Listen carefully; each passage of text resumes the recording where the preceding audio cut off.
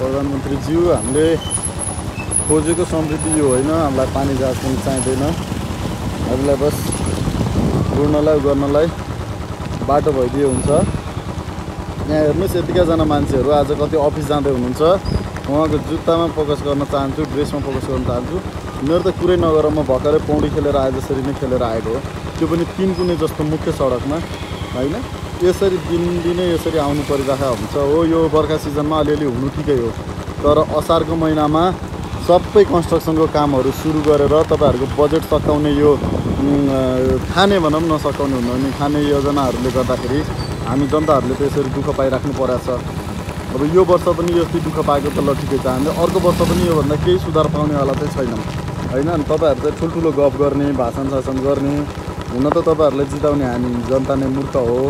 अब यो बाटो हेर्नुहोस्, यो बाटोमा म अब अगाडि कसरी जाने? म त्यहाँ होइन, मलाई यताबाट दाहिनेपट्टि जानुपर्ने छ, जहाँ चाहिँ यहाँ बाटो बन्द गरिदिएको छ। अब मेरो घर पनि नजानु, अफिस पनि नजानु, मैले अब अफिस त पुग्नु पऱ्यो।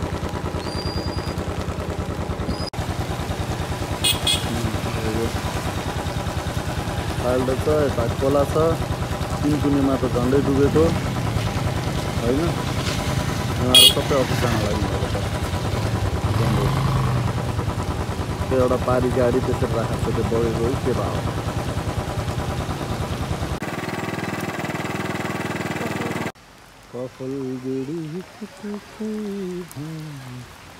हामीहरू अहिले लुबुको यो खोलामा छौँ। असारे विकास, नेपालको असारे विकासलाई कसरी पानीले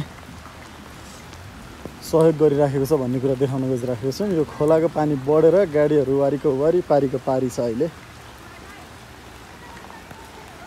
यो असारे विकासले एउटा त बाटो मात्रै बगाएको छैन, हामीहरूको इच्छा आकाङ्क्षाहरू मात्रै बगाएको छैन, यसले हामीहरूको बजेट पनि बगाइराखेको छ वर्ष वर्ष हुने यो घोटालाले।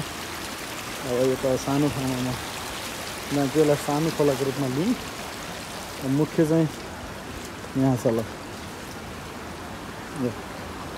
हेर्दा रमाइलो लाग्ने है, तर एकदमै खतरनाक कुरा हो। पुलिसहरू पनि खटिराख्नु भएको छ, हाम्रो प्रहरीहरू नै हो। सबै सुख दुःखको साथै धेरै जस्तो यसमा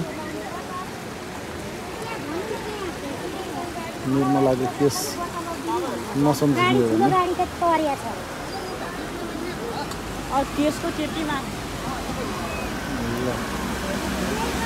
एउटा गाडी आयो।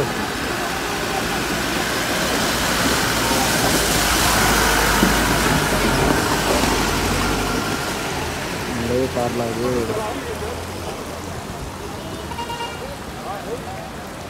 नागरा फल्सलाई अलि नजिकबाट खिच्नु मन लाग्यो मलाई। नेक्स्ट चाहिँ आँटै गरेन गाह्रो।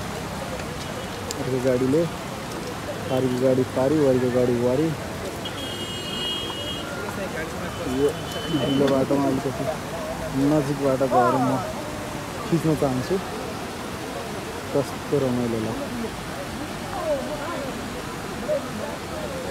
यतिको पानीमा ठुलै पानी जहाज चल्छ भन्ने मेरो आलङ्कन छ। स्कुलबाट आएका विद्यार्थीहरू, रोड पारीका विद्यार्थी त पारी नै बसे, वारी आउने विद्यार्थीहरू के गरी आउँछन्? अब त्यो चाहिँ हेर्नु जरुरी छ। एकजना मान्छेको, साधारण मान्छेको जनजीवन कतिको प्रभावित भइराखेको छ। त्यो पानी पर्नुमा, यसरी बाढी आउनुमा चाहिँ हामीले सरकारलाई दोष दिन सक्दैनौँ, किनभने यो प्राकृतिक प्रलयको कुरा हो। तर त्यसको व्यवस्थापन र त्यो आउँदैछ भन्ने पहिल्यै थाहा हुँदाखेरि त्यसका लागि गर्ने पूर्व तयारीहरू र आइसकेपछि गरिने बाँकी तयारीहरू, यी सम्पूर्ण कुरा चाहिँ महत्त्वपूर्ण छन् जस्तो लाग्छ।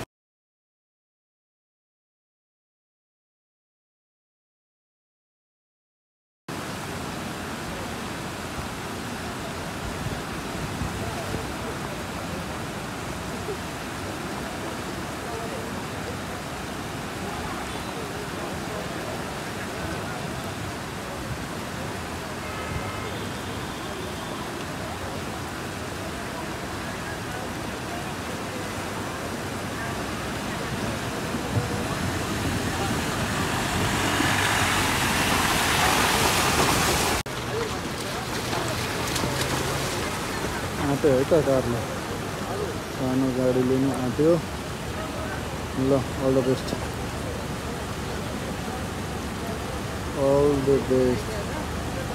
लग्छ कि रोक्छ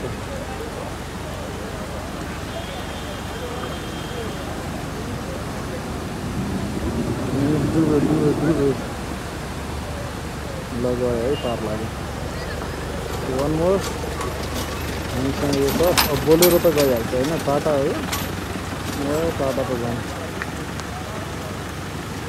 एउटा पानी जहाज हरेक अफिसहरूलाई किनिदिएको भयो हरेक स्कुलहरूलाई पनि किन्न आवश्यक देखियो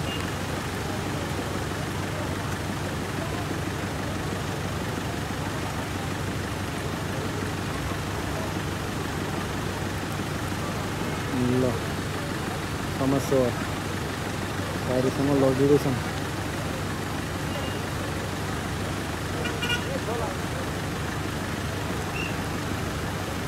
ल जाम हो जाम बाबुहरू सारी एउटा वारी एउटा